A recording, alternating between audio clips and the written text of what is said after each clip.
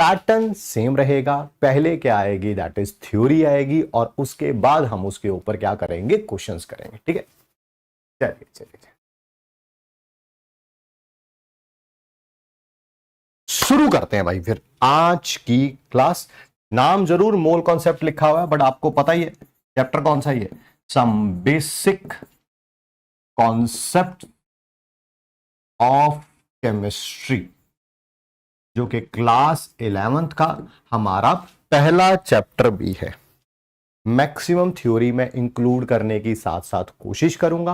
मान लीजिए थ्योरी में कोई एक दो चीज रह भी जाएगी तो जैसे ही उसका क्वेश्चन आएगा वहां पर हम साथ में उसे इंक्लूड कर लेंगे। ठीक, चलिए आइए शुरू करते हैं मोल कॉन्सेप्ट। सबसे पहले आपको पता है कि पीरियोडिक टेबल के अंदर टोटल एलिमेंट्स कितने पाए जाते हैं सर, 118 पाए जाते हैं। ठीक है, हर एक एलिमेंट जो है वो 3 फॉर्म में पाया जा सकता है। वो कौन कौन सी 3 फॉर्म है, एटम, मॉलिक्यूल या आयन। किसी भी एलिमेंट का अगर आप सिंबल लिख रहे हो तो ये उसका एटम है। ठीक है सर, सबसे छोटा। मॉलिक्यूल क्या होगा, नेचर में कैसे पाया जाता है, जैसे ये H2 नेचर में हाइड्रोजन ऐसे पाया जाता है। और आयन क्या होगा, जब इसने या तो इलेक्ट्रॉन लूज किए होंगे या गेन किए होंगे। लूज किए होंगे तो कैटायन बनेगा और गेन किए होंगे तो क्या बनेगा, दैट इज एनायन बनेगा। ठीक है सर, ये हो गया एटम किसे बोलते हैं, मॉलिक्यूल किसे बोलते हैं, एज वेल एज आयन किसे बोलते हैं। हाइड्रोजन का एटम H है, मॉलिक्यूल जो है वो H2 है और हाइड्रोजन के आयन है ये। ठीक है, क्या कोई ऐसा भी हो सकता है जिसके एटम और मॉलिक्यूल सेम हो, बिल्कुल। ये रहा हीलियम, ये रहा उसका एटम, नेचर में भी हीलियम ऐसे ही पाया जाता है। तो ये रहा इसका एटम और मॉलिक्यूल सेम है बट इसका एटम और मॉलिक्यूल सेम नहीं है। सर इसका आयन भी बना दो, ये रहा He2 पॉजिटिव। सर हीलियम का कैटायन, क्या हीलियम का एनायन भी बन सकता है, बन सकता है, थोड़ा मुश्किल होगा बट हाँ बन जरूर सकता है। ठीक है सर, कोई और एग्जांपल, ये रहा फॉस्फोरस का एटम, बट फॉस्फोरस नेचर में कैसे पाया जाता है सर, ऐसे पाया जाता है P4।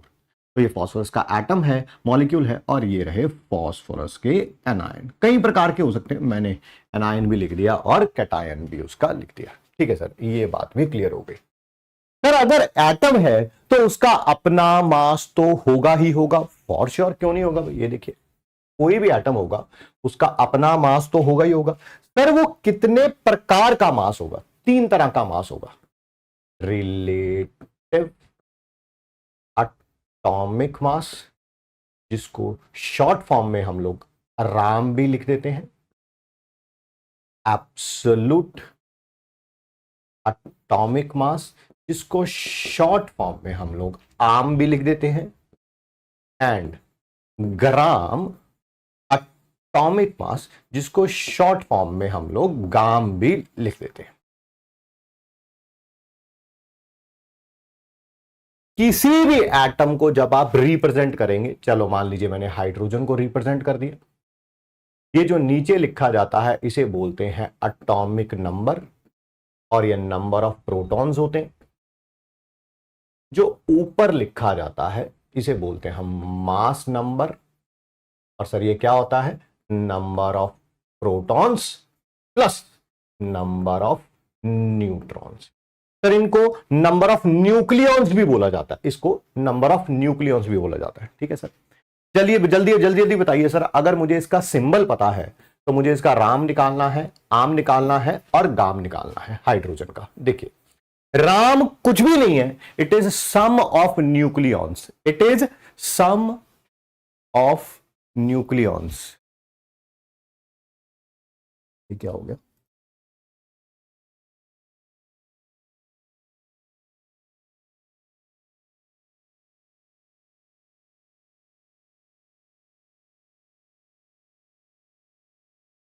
हाँ अब ठीक है। मेरे कंप्यूटर में थोड़ा वीडियो को कुछ हो गया था, इस कारण में देखने गया था। आइए, रिलेटिव एटॉमिक मास क्या है बेटा, कुछ नहीं है, it is sum of nucleons, that is mass number. कितना है यहां पर 1, उसका क्या हो जाएगा 1। सर अगर यही हीलियम होता, हीलियम, अगर यही हीलियम होता, हीलियम का सिंबल होता है 2 और 4, तो उसका राम कितना हो जाएगा, हीलियम का राम कितना हो जाएगा, दैट इज 4। सर अगर यही ऑक्सीजन होता, ऑक्सीजन, ये सिंबल आपको गिवन होंगे, आपको इनकी टेंशन लेने की जरूरत नहीं है। ऑक्सीजन का सम ऑफ न्यूक्लियस कितना है 16, तो इसका भी ये कितना हो जाएगा 16। ठीक है, ये है relative mass of one atom. ठीक है, this is absolute mass. Relative का मतलब होता है जब हम किसी के साथ क्या करते हैं, कंपेयर करते हैं, किसी के साथ क्या करते हैं हम लोग, कंपेयर करते हैं। ठीक है, एब्सोल्यूट का मास होता है जो खुद का हमारा मास है। जैसे आपके 12th बोर्ड में मान लीजिए मार्क्स आए थे 95%, तो आपके खुद के मार्क्स कितने हैं, दैट इज 95%। बट हर एक घर में कोई भूआ, चाचा, मामा का बेटा होता है जिसने 97 या 98% स्कोर कर रखे होते हैं, तो घर वाले उससे कंपेयर करने लगते हैं, रिलेट करने लगते हैं कि उससे तुम्हारे ज्यादा आए हैं या कम आए हैं। ठीक है, वो रिलेटिव है, खुद के जो है वो है एब्सोल्यूट। चलिए सर एब्सोल्यूट एटॉमिक मास क्या होगा, जो भी राम आया ना उसको 1 AMU से मल्टीप्लाई कर दो, जो राम आया है उसको 1 AMU से मल्टीप्लाई कर दो, तो ये हो जाएगा 1 AMU, ये हो जाएगा 4 AMU, ये हो जाएगा 16 AMU। ठीक है सर ग्राम एटॉमिक मास कैसे रखेंगे, this is relative mass of one atom, absolute mass of one atom, this is absolute mass of Na atoms. कितने एटम्स है, Na एटम्स। क्या Na का मतलब सबको पता है sir, that is Avogadro's number. Calculation करने के लिए इसको न्यूमेरिकल्स में मैं 6 × 10⁻23 भी रख लूंगा। ठीक है, राम क्या है, सम ऑफ न्यूक्लियंस। आम क्या है, जो सम ऑफ न्यूक्लियंस आया उसमें 1 AMU से मल्टीप्लाई कर दीजिए। और गाम क्या है, राम के बराबर है, राम के बराबर है, इसी में लिखना बस ग्राम में, इसी में लिखना है बस ग्राम में, इसी को लिखना है बस ग्राम में। ठीक है जी सर 1 AMU की वैल्यू बता दो, 1 एटॉमिक मास यूनिट, या इसको 1 U भी बोल देते हैं, यूनिफाइड मास, या 1 डाल्टन भी बोल देते हैं। इसकी वैल्यू होती है 1.67 × 10⁻24 ग्राम। ठीक है सर, ये 1 AMU होता क्या है बेटा, ये मास होता है 1/12 of 1 atom of carbon 12। एक एटम ऑफ कार्बन 12 के मास का 1/12 हिस्सा, कितना, 1/12 हिस्सा। ठीक है जी, आइए आगे बढ़ते हैं। लास्ट टाइम पूछ रहा हूं बस मैं आप सबसे, सल्फर है, मुझे इसका राम बताइए सल्फर का, आम बताइए सल्फर का, और गाम बताइए सल्फर का।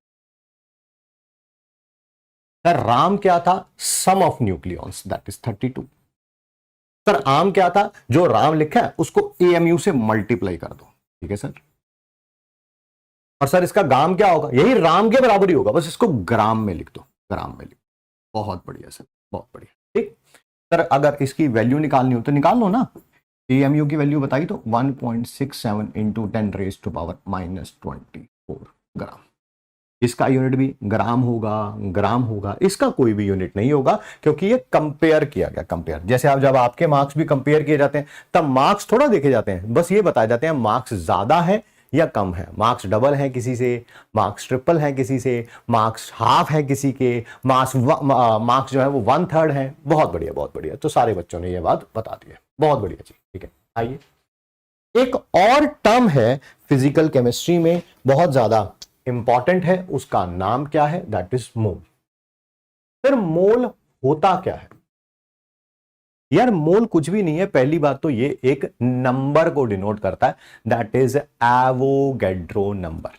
जैसे डजन भी एक नंबर को रिप्रेजेंट करता है, 1 डजन का मतलब क्या होता है सर 12, 1 पेयर का मतलब क्या होता है सर, दैट इज 2। इसी तरह से मोल भी एक नंबर को रिप्रेजेंट करता है, वो नंबर क्या है, दैट इज एवोगैड्रो नंबर।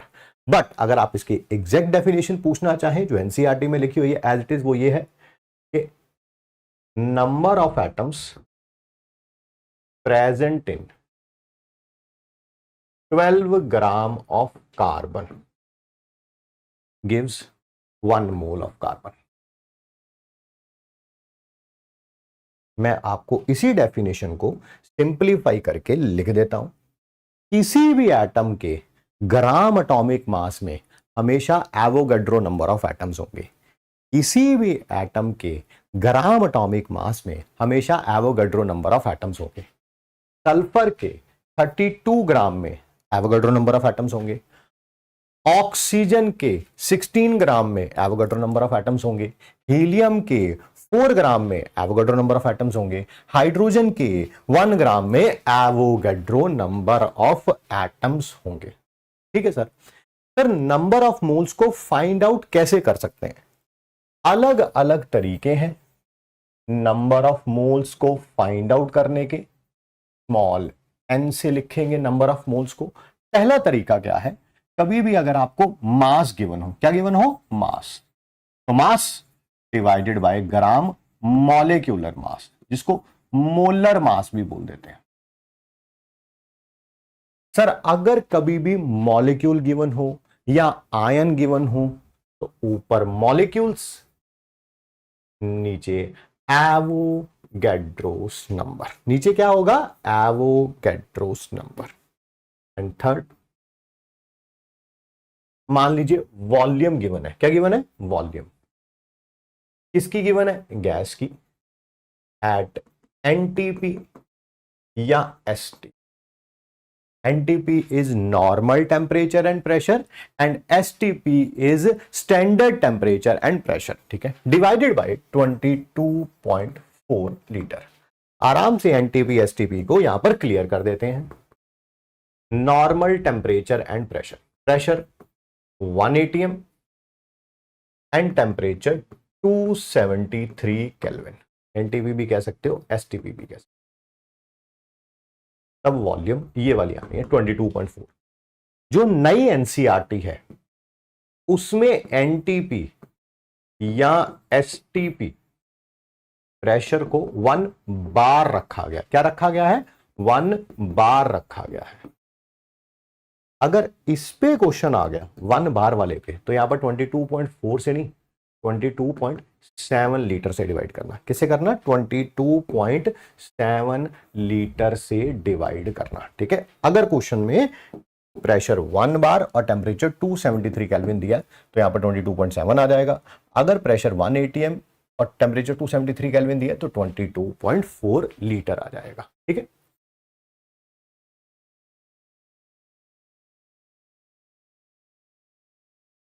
और छोटी छोटी कुछ चीजें, नंबर ऑफ मोल्स कैसे निकालेंगे वो पता चल गया।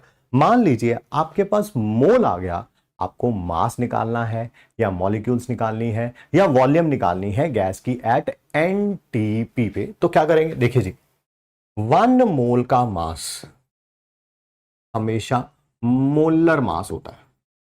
मान लो 5 मोल्स का मास निकालने के लिए आ गया तो 5 इंटू मोलर मास कर देना। 10 मोल्स का निकालने के लिए आ गया तो 10 इंटू मोलर मास कर देना। ठीक है सर। 1 मोल के अंदर मॉलिक्यूल्स जो होते हैं एवोगैड्रो नंबर।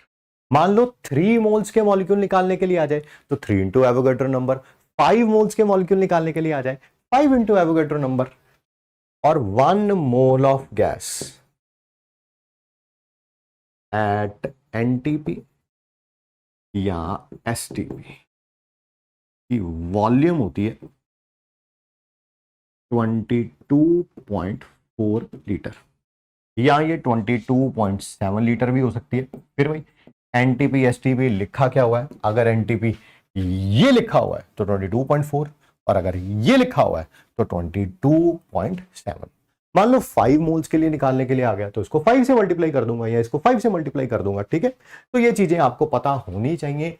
मोल्स कैसे फाइंड आउट करते हैं, और अगर किसी के मोल्स आ जाए, हमें मास निकालना है तो मोलर मास से मल्टीप्लाई कर दो, मॉलिक्यूल्स निकालने हैं तो मोल्स को एवोगाड्रो नंबर से मल्टीप्लाई कर दो, वॉल्यूम निकालनी है गैस की एनटीपी एसटीपी पे तो इन दोनों में से मल्टीप्लाई कर दो, डिपेंडिंग एनटीपी एसटीपी क्वेश्चन में क्या दे रखा है। ठीक है,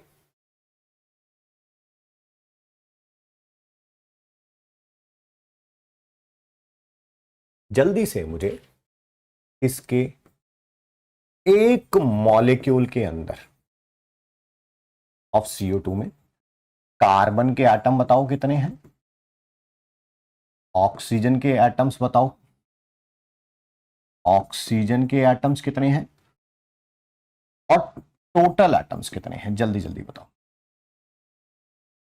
कार्बन के, ऑक्सीजन के और टोटल एटम्स के। सर एक मॉलिक्यूल के अंदर एक ही कार्बन नजर आ रहा है तो एक है, इसके एक मॉलिक्यूल के अंदर ऑक्सीजन कितने नजर आ रहे हैं? 2, तो यहां पर 2 आ जाएगा। तो टोटल कितने आ जाएंगे? एक एटम कार्बन का, 2 एटम ऑक्सीजन के, कितने आ जाएंगे? 3 आ जाएंगे। बहुत बढ़िया। इसी तरह से कभी भी अगर आपको एटम मॉलिक्यूल और आयन में नंबर ऑफ प्रोटॉन्स, इलेक्ट्रॉन्स और न्यूट्रॉन्स फाइंड आउट करने के लिए आ जाए, तब आपको कैसे फाइंड आउट करना? देखिए, प्रोटॉन हमेशा एटॉमिक नंबर के इक्वल होता है, हमेशा एटॉमिक नंबर के इक्वल होता है। ये रहा इसका एटॉमिक नंबर कितना है? 1, तो प्रोटॉन कितने हो जाएंगे? 1। एटम के अंदर जितने प्रोटॉन होते हैं उतने इलेक्ट्रॉन होते हैं, ठीक है, यानी कि एक प्रोटॉन है तो एक ही इलेक्ट्रॉन होगा। न्यूट्रॉन कैसे निकालते हैं? This minus this, this minus this, mass number minus atomic number से कितना आ जाएगा? 0। चलिए फिर दोबारा इसमें प्रोटॉन निकालिए। एक हाइड्रोजन के अंदर एक प्रोटॉन होता है, तो 2 के अंदर कितने होंगे? सर 2। जितने प्रोटॉन होंगे उतने ही इलेक्ट्रॉन होंगे मॉलिक्यूल में। सर न्यूट्रॉन कितने होंगे? एक हाइड्रोजन के अंदर न्यूट्रॉन कितने थे? 0, तो 2 हाइड्रोजन के अंदर भी कितने होंगे? 0, ठीक है। फिर यहां पर प्रोटॉन बताया था एटॉमिक नंबर के इक्वल होता है, sir that is 1। Sir electron कितने होंगे? साफ पता चल रहा है, इस पॉजिटिव का मतलब क्या है? 1 इलेक्ट्रॉन इज लॉस्ट। इलेक्ट्रॉन इसके अंदर होना कितना चाहिए था? 1, वही इसने लॉस कर दिया। जितना पॉजिटिव चार्ज होगा उतने इलेक्ट्रॉन लॉस होंगे, जितना नेगेटिव चार्ज होगा उतने ही इलेक्ट्रॉन क्या होंगे? गेन होंगे। अगर यहां पर +1 है तो इसने एक इलेक्ट्रॉन ही लॉस कर दिया, तो कितने हो गए? 0। न्यूट्रॉन तो पहले ही फाइंड आउट किया था हमने, 1 - 1 कितना होगा? That is 0। तो कभी भी proton, electron, neutron find out करने हो या मॉलिक्यूल के अंदर एटम्स फाइंड आउट करने हो किसी पर्टिकुलर एलिमेंट के या टोटल, वो भी आपने फाइंड आउट कर लिया है।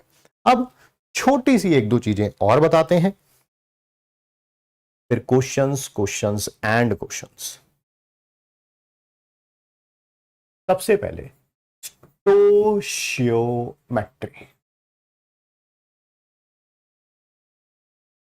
कोई भी केमिकल इक्वेशन है, मान लीजिए ये लिखा हुआ ऐसे कुछ,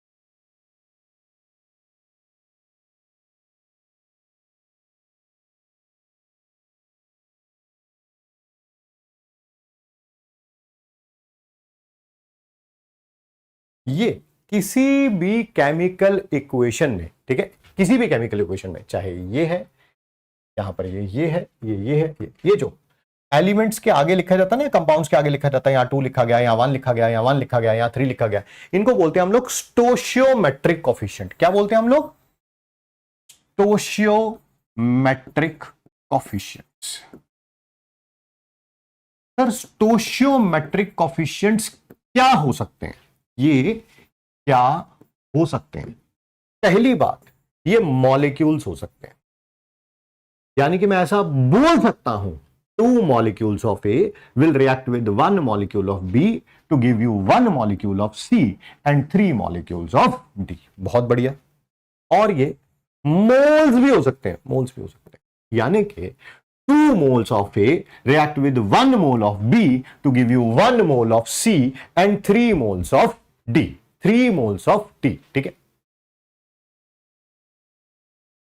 थर्ड, ये वॉल्यूम भी हो सकता है, but for gases only at same temperature and pressure, same temperature and pressure. ये वॉल्यूम हो सकता है स्टोशियोमेट्रिक कोएफिशिएंट सिर्फ और सिर्फ गैसेस के लिए, और वो सारी गैसेस सेम टेम्परेचर और प्रेशर पर होनी चाहिए। यानी कि ये गैस है तो इसको मैं वॉल्यूम बोल सकता हूं, 2 litre of A react with 1 litre of B to give you 1 litre of C, but इसको मैं 3 लीटर ऑफ डी नहीं बोल सकता, क्योंकि ये गैस नहीं है, क्योंकि ये गैस नहीं है, नहीं है, नहीं है। मोल्स सबको बोल सकता हूं, मॉलिक्यूल सबको बोल सकता हूं, ठीक है, बट वॉल्यूम उसी को बोलूंगा जो कि गैस में होगा और सेम टेम्परेचर एंड प्रेशर पे होगा। अब ध्यान से सुनिएगा, समझिएगा। स्टोशियोमेट्रिक कैलकुलेशंस मुश्किल से 10 से 12 मिनट और लगेंगे, और ये चैप्टर की थ्योरी खत्म कर रहे हैं, क्वेश्चन स्टार्ट कर रहे हैं। कौन से क्वेश्चन? जो कि एनएमसी ने बोला है कि आप जब भी चैप्टर पढ़ लें तो इन क्वेश्चंस को आप रिवाइज करके जाएं ही जाएं, इन क्वेश्चंस को आप रिवाइज करके जाएं ही जाएं। ठीक है, ध्यान से सुनिए और समझिए। Stoichiometric calculation, sir stoichiometric calculation का मतलब क्या होगा बेटा? इनमें से कोई जाए, चार चीजें दे रखी हैं ए बी सी डी, इनमें से कोई एक चीज दे रखी होगी, कोई दूसरी चीज फाइंड आउट करनी होगी। ऐसा होगा, सी दे रखा होगा, ए फाइंड आउट करना होगा, ए दे रखा होगा, बी फाइंड आउट करना होगा, बी दे रखा होगा, डी फाइंड आउट करना होगा। इसे क्या बोलते हैं आप? Stoichiometric calculation. फिर कैसे करते हैं? ध्यान से सुनिएगा, समझिएगा। ओनली वन रिएक्टेंट या substance given and other in excess. अगर ए का कुछ भी दे रखा है बेटा, चाहे मास, मोल्स, वॉल्यूम, कुछ भी दे रखी है, बस ए की दे रखी है, ये एक्सेस में है, या उल्टा भी बोल सकता हूं, बी का कुछ दे रखा है, मास, मॉलिक्यूल्स, जो भी वॉल्यूम दे रखी है, और ए क्या है? एक्सेस में। इस तरह के क्वेश्चंस में करना क्या है? बस इन स्टेप्स को फॉलो करिए, हर एक क्वेश्चन आपका सॉल्व हो जाएगा। सबसे पहले जो भी सब्सटेंस गिवन है उसके number of moles find out कर लो। क्या फाइंड आउट कर लो? Number of moles find out कर लो। अगर ए गिवन है तो ए के मोल्स फाइंड आउट कर लो। सर कैसे करने हैं? वो अभी अभी सिखाया, जस्ट एक दो पेज पहले। ठीक है, अगर बी के गिवन है तो बी के number of moles find out कर लो, बस। अब सेकंड स्टेप बड़े आराम से देखिएगा, एक ही स्टेप करना था।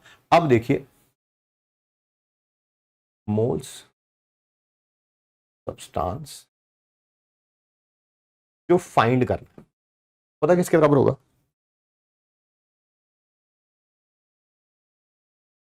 फाइंड वाले को एफ लिखूंगा, गिवन वाले को जी लिखूंगा। ध्यान से देखिएगा, ध्यान से, आराम से, बस सुनिए, समझिए।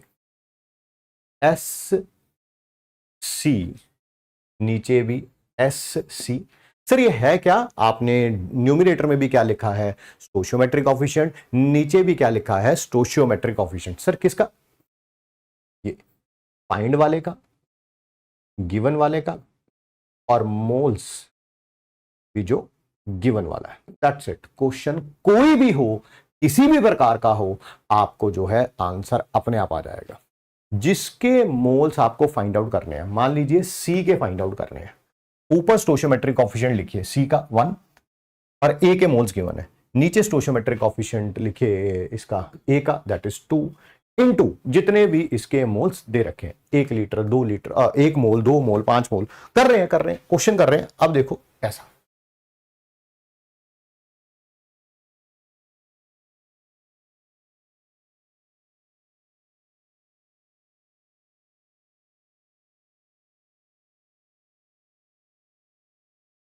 पहला क्वेश्चन करिए, find moles of see if 3 moles of A given.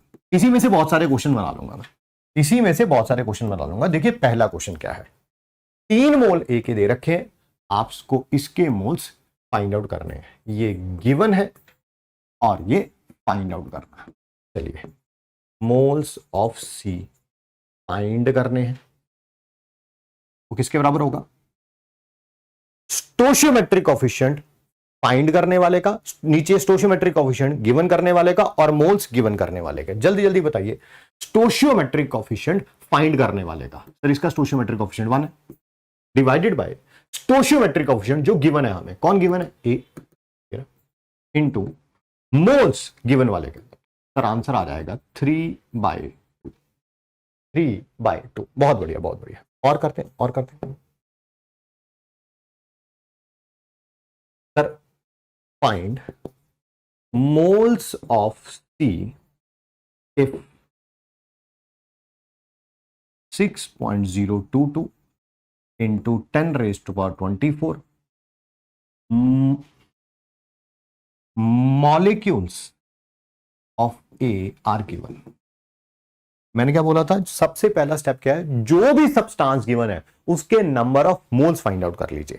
Sir कौन गिवन है? ए गिवन है। एक नंबर ऑफ मोल्स कैसे आएंगे सर? अगर मॉलिक्यूल दे रखे हैं तो इसको डिवाइड करूंगा एवोगैड्रो नंबर से। मास दिया होता तो डिवाइड करता इसके मोलर मास से। वॉल्यूम दी होती है एनटीपी पे तो डिवाइड करता 22.4 लीटर से।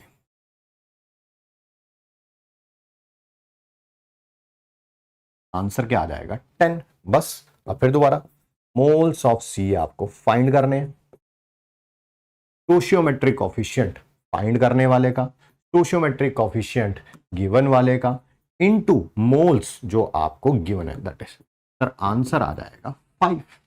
आंसर आ जाएगा 5। बहुत बढ़िया, बहुत बढ़िया है ना, बहुत सारे बच्चे लगे हुए हैं जी, बहुत अच्छी बात है।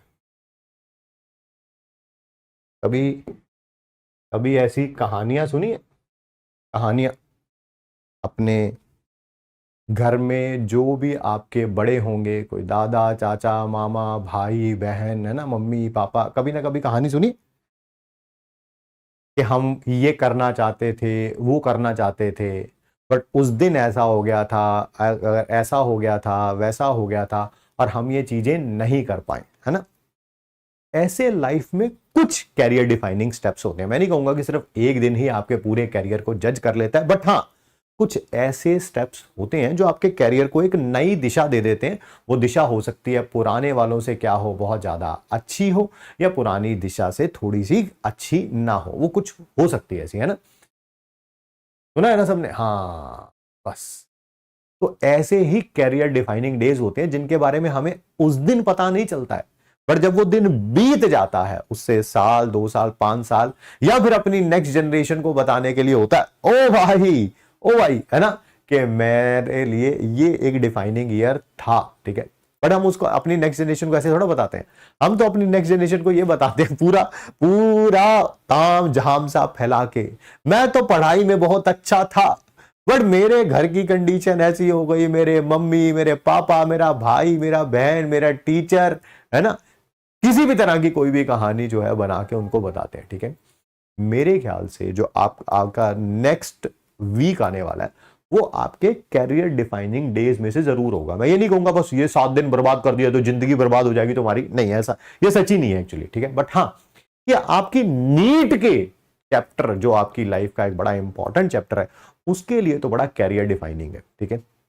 आप देखिए क्लास के शुरू में जितने भी बच्चे थे, मैं एक बार चेक करता हूं, अभी थोड़े से बच्चे उससे बढ़ गए हैं, ठीक है।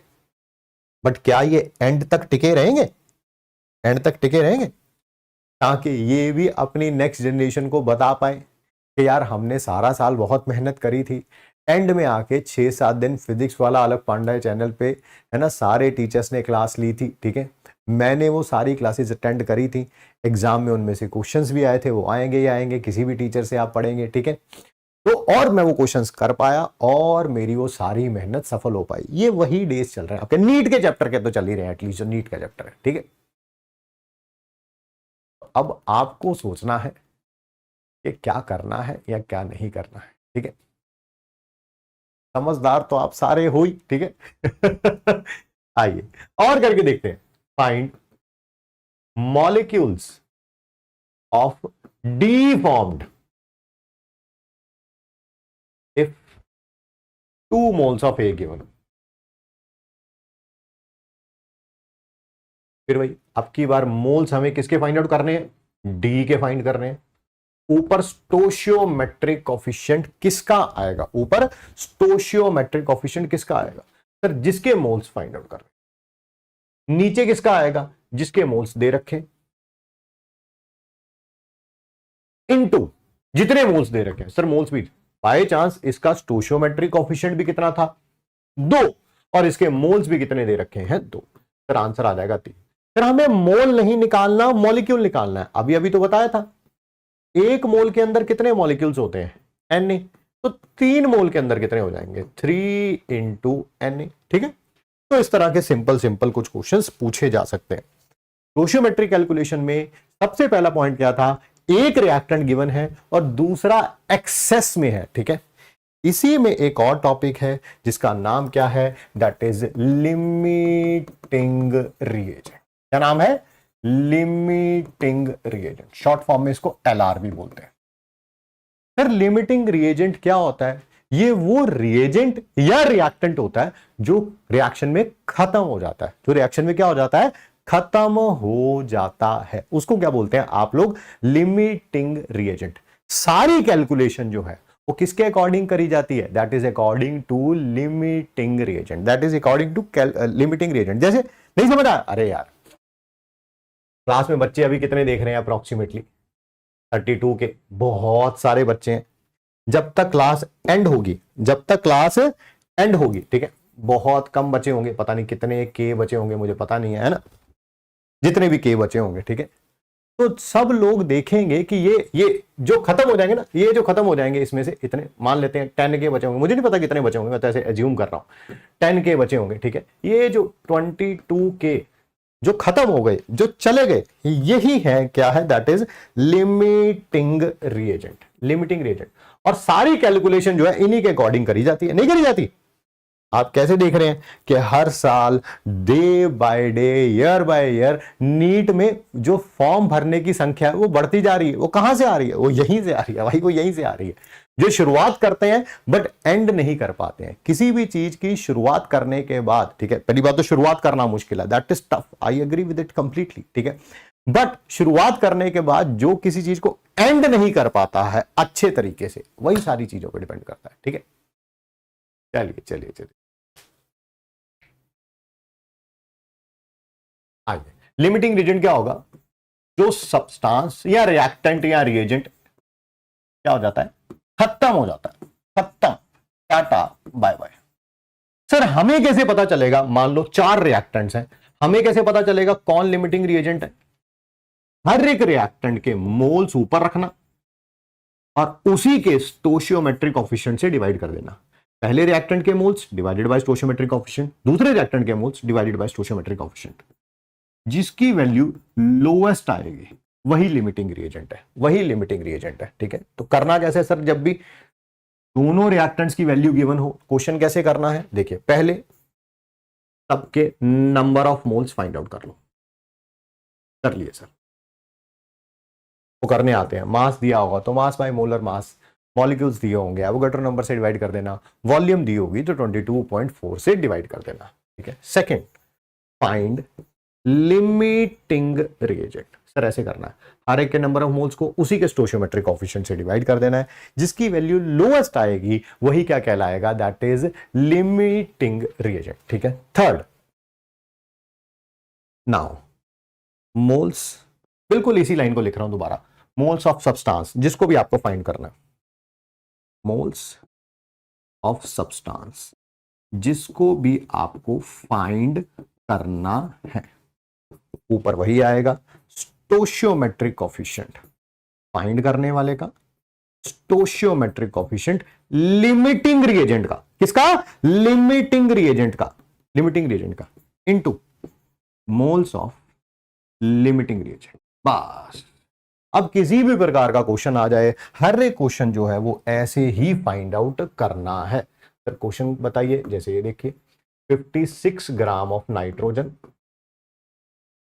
react with 6 gram of hydrogen to form ammonia। क्या क्या फाइंड आउट करना है, एक फाइंड आउट करना है लिमिटिंग रिएजेंट, दूसरा हमें फाइंड आउट करना है मास ऑफ अमोनिया फॉर्म्ड, तीसरा कौन सा रिएक्टेंट बच जाएगा, जो लिमिटिंग रिएजेंट होता है वो खत्म हो जाता है, दूसरा रिएक्टेंट बच जाता है, कौन सा रिएक्टेंट बच जाएगा एंड बाय व्हाट अमाउंट, कितना बच जाएगा। जितने भी क्वेश्चन आएंगे लिमिटिंग रिएजेंट के, लिमिटिंग रिएजेंट एक इंपॉर्टेंट टॉपिक है और इसके ऊपर क्वेश्चन आ भी सकता है, बट हर कोई क्वेश्चन इसी से सॉल्व हो भी जाएगा। प्रोग्राम ये क्वेश्चन में गिवन होंगे, इनकी टेंशन मत लेना।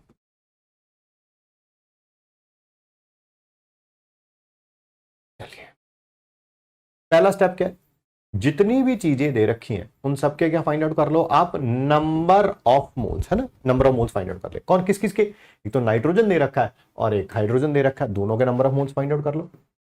नाइट्रोजन के कैसे फाइंड आउट करूंगा sir, mass divided by molar mass, sir 2 आ जाएगा, 2 बहुत बढ़िया बेटा।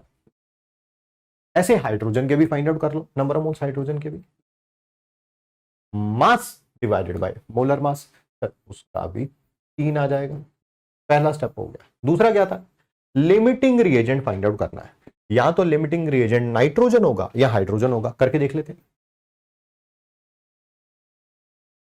पहले नाइट्रोजन के number of moles 2 divided by stoichiometric coefficient. कितना स्टोशियोमेट्रिक कोफिशिएंट 1, 2 आ जाएगा।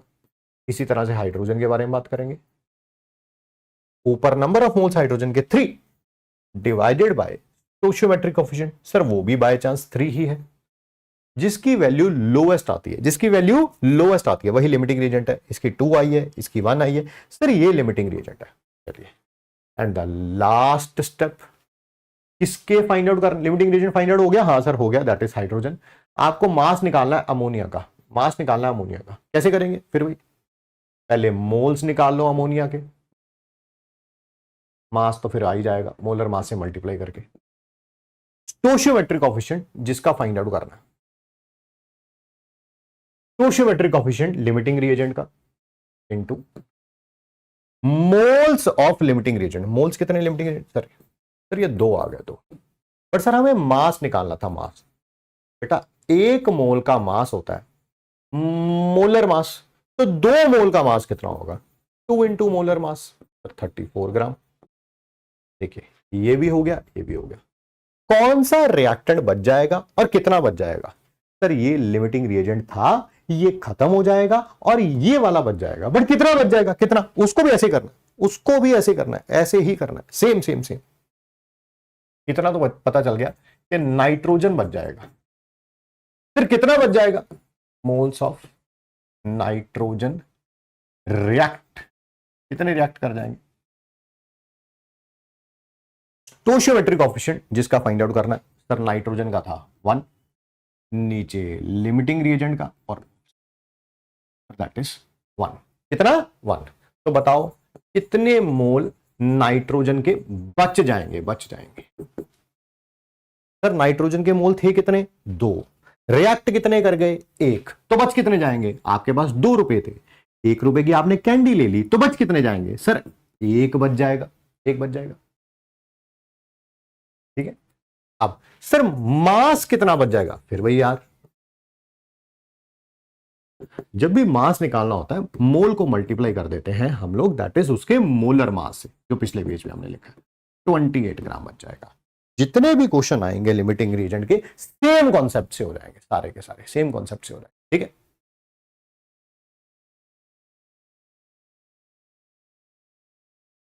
क्वेश्चन खेलना शुरू करें, क्वेश्चन खेलना शुरू करें, पार्टिसिपेट करेंगे आप सब लोग।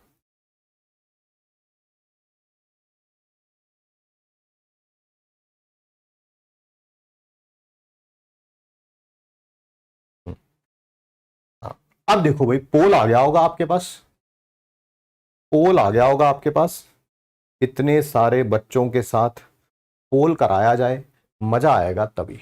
मॉलिक्यूल्स निकालने 4.25 ग्राम ऑफ अमोनिया में, अमोनिया का मोलर मास जो होता है वो कितना होता है, 17 ग्राम। मैंने कहा था कुछ भी करना हो सबसे पहले तो मोल्स निकाल लिया करो, मोल्स।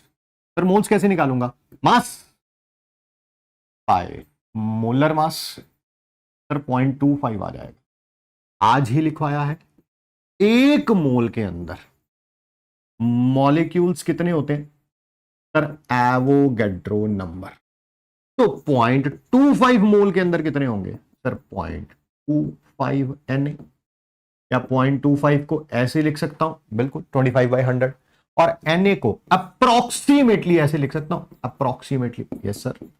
क्या ये 3/2 इंटू 10⁻23 आ जाएगा, क्या ये 1.5 इंटू 10⁻23 आ जाएगा, तो 1.5 इंटू 10⁻23 कहीं दे रखा है, ये रहा option number D, option number D.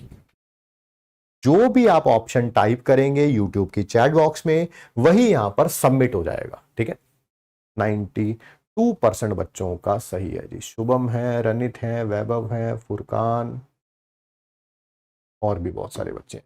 ठीक है, आइए अगले क्वेश्चन की तरफ बढ़ते हैं, करिए अगला question he assertion and reasoning में है, देखते हैं आप पार्टिसिपेट करते हैं। 1 AMU is defined as 1/12 of mass of one carbon atom। आज ही बताया था 1 AMU यही था, mass of 1/12 of one atom of carbon 12, वही लिखा हुआ है 1 AMU is defined as 1, बिल्कुल सही है सर। कार्बन 12 आइसोटोप, सबसे ज्यादा अबंडेंट आइसोटोप है कार्बन का, हाँ सबसे ज्यादा पाए जाने वाला कार्बन का आइसोटोप कार्बन 12 भी है, यस। इसी कारण इसको स्टैंडर्ड की तरह चूज किया गया। हाँ ये भी एक रीजन है, ये भी एक रीजन है, बट मेन रीजन पता क्या है? मेन रीजन क्या है कि सबका राम जो आया था वो इंटीजर आया था। जैसे जैसे जैसे ध्यान सुनना, हाइड्रोजन का राम 1 आएगा अगर मैंने कंपैरिजन इसके साथ किया है, नहीं तो किसी और के साथ करता, मान लो mass of 1/16 of 1 atom of oxygen 16, तो ये 1 ना आके 1.00 समथिंग आ जाता, 1.2 आ जाता, ऐसे किसी और के साथ करता। तो दोनों करेक्ट हैं, बट रीजन इसको एक्सप्लेन नहीं कर रहा। रीजन दोनों करेक्ट है बट एक्सप्लेन नहीं कर रहा। अच्छा क्वेश्चन है काफी। आइए आगे बढ़ते हैं। एक मिक्सचर दे रखा है जिसके अंदर 5.4 ग्राम क्या दे रखा है बेटा? एल्यूमिनियम दे रखा है, 1.2 ग्राम मैग्नीशियम दे रखा है, 4.6 ग्राम इथेनॉल दे रखा है। उनके मोल्स की रेशो पूछी हुई है, मोल्स की रेशो, एल्यूमिनियम, मैग्नीशियम और इथेनॉल के मोल्स की रेशो। सर मोल्स कैसे निकालेंगे? मास दे रखा है, मास by molar mass, molar mass निकालना आता है, gram molecular mass, yes sir 46 आएगा। ये आ जाएगा बेटा 1/5, ये आ जाएगा 1 डिवाइडेड बाय 5, 1/20 और 1/10। सबको इंटीजर में कन्वर्ट करना है। सर 20 से मल्टीप्लाई कर दो, तीनों का एलसीएम 20 आएगा, 20 से मल्टीप्लाई कर दो।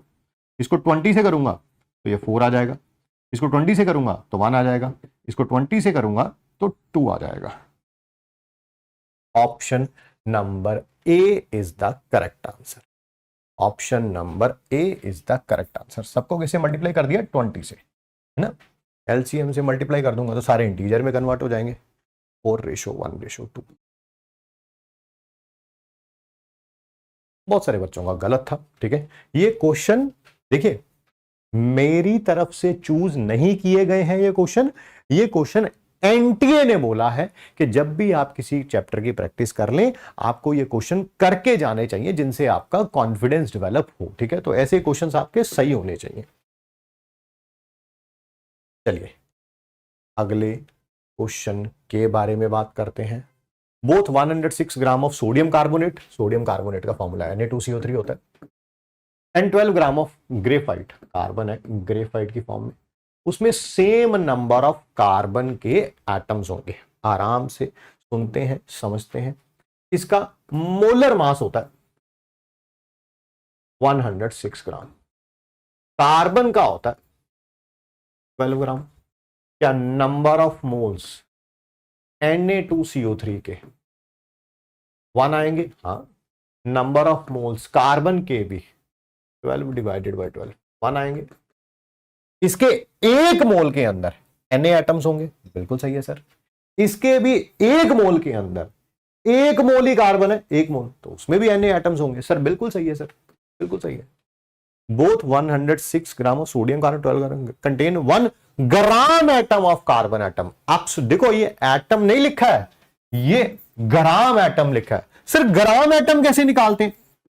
जैसे मोल्स निकालते हैं वैसे ही ग्राम एटम्स निकालते हैं, बस फर्क इतना है मोल्स होते हैं mass divided by molar mass, gram atom होते हैं mass divided by gram atomic mass, mass divided by gram atomic मास। बिल्कुल जी, दोनों के अंदर 1 ग्राम एटम है कार्बन का। यहां पर कार्बन टोटल 106 में कार्बन है कितना? 12 ग्राम। यहां पर भी कार्बन है कितना? 12 ग्राम। 12 को 12 से डिवाइड करूंगा कितना आएगा 1। सर ये भी बिल्कुल करेक्ट है, ये भी बिल्कुल करेक्ट है।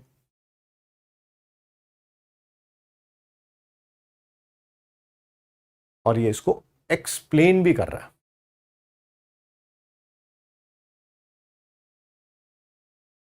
क्या किया हुआ इन्होंने, असर्शन ट्रू, रीजन ट्रू, ठीक है। Reason R is false explanation, is not a false explanation. Not a false explanation का मतलब क्या होता है, true explanation. Not a false ना, नॉट ए फॉल्स का मतलब है ट्रू एक्सप्लेनेशन। आइए आगे बढ़ते हैं। Number of atoms of helium बताने in 100 u of helium. 100 u of helium, बहुत सही। क्या अभी अभी थोड़ी देर पहले हमने आम लिखा था हीलियम का, आम, हाँ सर इसके आगे यू लगा दिया था। ये किसका मास था, एक एटम का मास था, एक एटम, एक एटम का मास 4u है। तो 100 यू में कितने एटम्स होंगे सर, बहुत आसान है, 4u has atoms of helium 1। तो 1u में कितने होंगे 1/4। सर हमें 100 में निकालना है, 100 में, तो 100 से मल्टीप्लाई कर दो, सर आंसर आ जाएगा 25। आंसर आ जाएगा 25। ये रहा ऑप्शन नंबर, ऑप्शन नंबर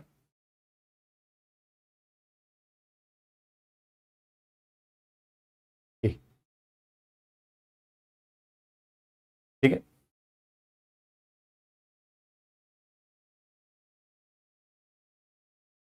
आगे बढ़े। Number of moles in 11.2 litre. अच्छा मोल्स निकालने 11.2 litre of carbon dioxide. Sir number of moles निकालने का फॉर्मूला तो अभी बताया था आपने, गैस होगी अगर एनटीपी पे तो डिवाइड करेंगे हम 22.4 से, जो वॉल्यूम दे रखी है उसको 22.4 से। सर ये हाफ आ जाएगा, हाफ कितना होगा 0.5, 0.5। ठीक, आगे बढ़ते हैं। क्वेश्चन क्या है, क्वेश्चन पढ़ते हैं आराम से। कितना वेट आयरन का कन्वर्ट होगा आयरन की ऑक्साइड में Fe3O4 में अगर 18 ग्राम उसके ऊपर स्टीम डाली जाए। कितना वेट आयरन का कन्वर्ट होगा Fe3O4 में अगर उस पर स्टीम डाली जाए। स्टीम का मतलब आपको पता ही होगा, दैट इज H2O, गैस की फॉर्म में। ठीक है भाई, यहां पर 3 Fe हैं तो यहां पर ये 3 होगा। यहां पर 4 ऑक्सीजन है, एक H2O के अंदर एक ऑक्सीजन होता है तो यहां पर ये 4 होगा। Fe भी इधर आ गए, ऑक्सीजन भी इधर आ गए, हाइड्रोजन तो आया नहीं तो हाइड्रोजन ये होगा। फिर ये रिएक्शन वैसे भी हम लोगों ने इनऑर्गेनिक केमिस्ट्री में भी पढ़ रखी है, बहुत बढ़िया। अब जरा ध्यान से देखना, आपको इसका मास निकालना है और इसका मास दे रखा है। जो स्टोशियोमेट्रिक कैलकुलेशन में मैंने सिखाया था वही मैं यहां पर कर रहा हूं।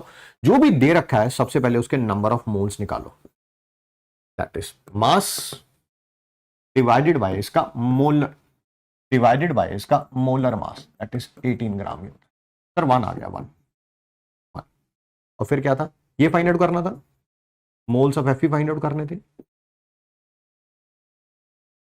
ऊपर क्या था, स्टोशियोमेट्रिक कोफिशिएंट जो आपको फाइंड आउट करना है, डिवाइडेड बाय स्टोशियोमेट्रिक कोफिशिएंट जो आपको गिवन है, इनटू जितने उसके मोल्स गिवन है। सर आंसर आ जाएगा 3/4 मोल्स। सर हमें मोल्स नहीं निकालने हैं, मास निकालना है। सर 1 मोल का मास होता है उसका, दैट इज मोलर मास। तो 3/4 का कितना होगा सर, 3/4 256, 14 3 जा 42। सही किया, ये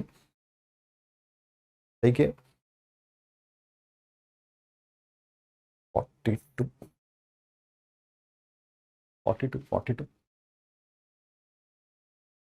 निवेदिता जी हैं, मलिक नवाज हैं, अनिंदिता, जैनब, पिंकी, हर्षल, नंदनी, वरुण, सौम्यश्री, मुस्कान, बढ़िया जी, बढ़िया बढ़िया बढ़िया ना। फोकस रहिए क्लास के अंदर, क्वेश्चंस करिए, ठीक है। क्वेश्चन आप भी पढ़िए, मैं भी पढ़ता हूं।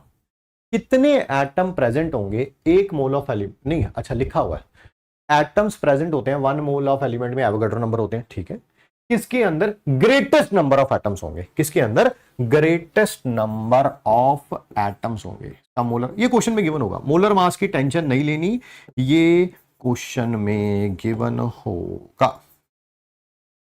कुछ भी दे रखा हो, सबसे पहले हमेशा मोल्स निकाला करो। मोल्स कैसे निकालेंगे, mass by mass, molar mass फिर 1 आ जाएगा, मास बाय मोलर मास 2 आ जाएगा, मास by molar mass that is 1/100 0.01 आ जाएगा, मास बाय मोलर मास सर ये 3 आ जाएगा। एक मोल के अंदर आपको पता है एवोगैड्रो नंबर ऑफ एटम्स है।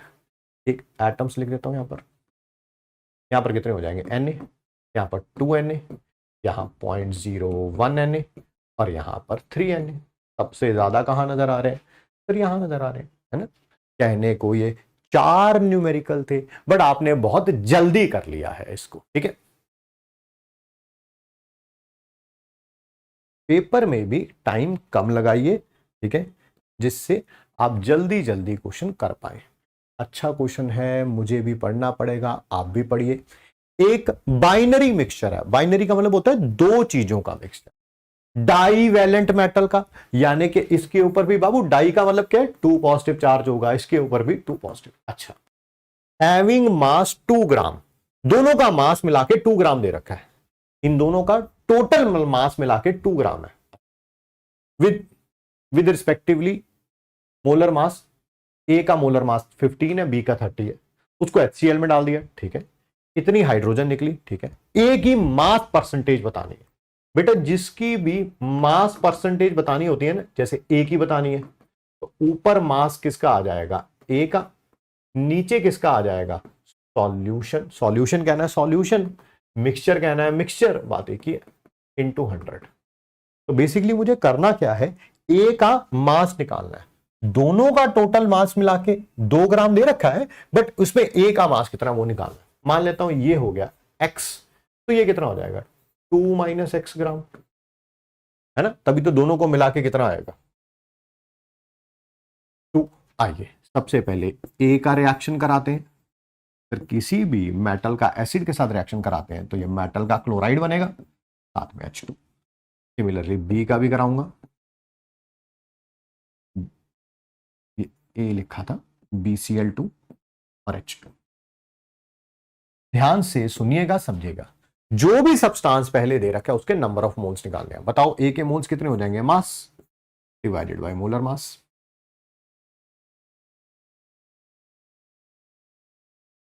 और HCl की वॉल्यूम दे रखी है, कोई बात नहीं, इसके भी कैसे हो जाएंगे, मास बाय मोलर मास। क्या ऊपर से मोल्स ऑफ H2 कितने बनेंगे, स्टोशियोमेट्रिक कोफिशिएंट, ये 1 इंटू जितने मोल्स गिवन थे इसके x/15, सर आंसर आ जाएगा ना सीधा, x/15 मोल्स आ जाएंगे, बिल्कुल सही। यहां पर भी मोल्स ऑफ हाइड्रोजन कितने बनेंगे सर, फिर वही ऊपर 1 फिर 2 - x/30 से मल्टीप्लाई होगा, बिल्कुल ऐसा ही सर। ये आ गए मोल्स, सर हमें मोल्स नहीं वॉल्यूम दे रखी है, okay okay okay okay.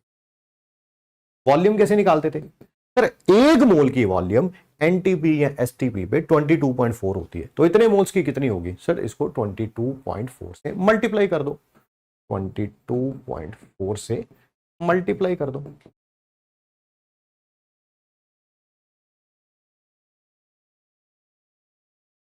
Sir ये कैलकुलेशन करनी काफी आसान है सर, क्योंकि ये सीधा किस पे चला जाएगा, 10 पे चला जाएगा, ब्रैकेट ओपन कर लो, आ गया 10x/15, 10 को इससे मल्टीप्लाई करूंगा 20 - 10x/30 इज इक्वल टू कितना आ गया 1, ये 1 है ना इधर, क्या मैं यहां से x निकाल सकता हूं, बिल्कुल सर, एलसीएम रखो 30 आ जाएगा, 15 2 2 इंटू 10 20x, 1 से करूंगा 20 - 10x, क्या ये 30 उधर जाके मल्टीप्लाई हो जाएगा, 20x में से 10x गया 10x प्लस 20, ये 30 उधर हो जाएगा, क्या यहां से x निकाला 1 ग्राम आ जाएगा, 1 ग्राम बिल्कुल। क्या अब मैं मास परसेंटेज ए की निकाल सकता, नहीं मास निकालना था, मास परसेंटेज निकालनी थी, अच्छा मास ही निकालना था, मास ही निकालना था, मास परसेंटेज थोड़ा निकालनी थी, मास ही निकालना था। हो गया 1 ग्राम फिर तो ये रहा ऑप्शन नंबर सी। अगर कोई कहे कि मास परसेंटेज निकालनी होती, अगर कोई कहे मास की परसेंटेज निकालनी होती तो वो भी निकाल लेते हैं। मास परसेंटेज ए की निकालनी होती, बेटा ऊपर मास ए का आएगा 1 divided by total mass. Total mass कितना था दोनों का मिला के 2 ग्राम इंटू 100, तब आंसर आ जाता 50%। बट हमें तो सिर्फ मास निकालना था, मास परसेंटेज नहीं निकालनी थी। ठीक है बेटा, बहुत बढ़िया जी, बहुत बढ़िया। ओए ओए ओए, हुई मुई सी तुम लगती हो, कहां भाग रही हो? हाथ लगाते ही इतना आगे।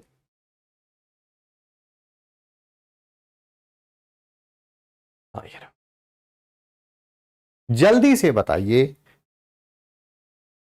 Mass of 1 molecule of C6H22, इसका मोलर मास क्वेश्चन में गिवन होगा। मोलर मास की आपको टेंशन नहीं लेनी है, 842 ग्राम। निकालो भाई जल्दी जल्दी। कभी भी हमेशा याद रखिएगा, 1 मोल का मास कितना था सर? अभी अभी आपने बताया था मोलर मास। 1 मोल के अंदर मॉलिक्यूल कितने होते हैं सर? Avogadro number. तो सीधा नहीं बोल सकते sir, Avogadro number of molecules का मास मोलर मास होगा। अच्छा, एन मॉलिक्यूल्स का मास आपको दे रखा है, that is molar mass.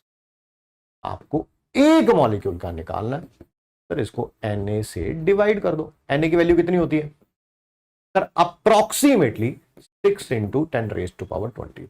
Approximately 6 into 10⁻23। ध्यान से देखना, ध्यान से ध्यान से। अगर ये 840 होता और ये 6 होता, क्या ये सीधा 140 पे चला जाता?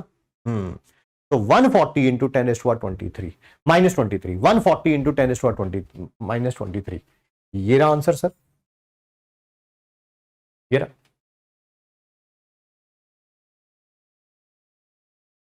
यही होगा।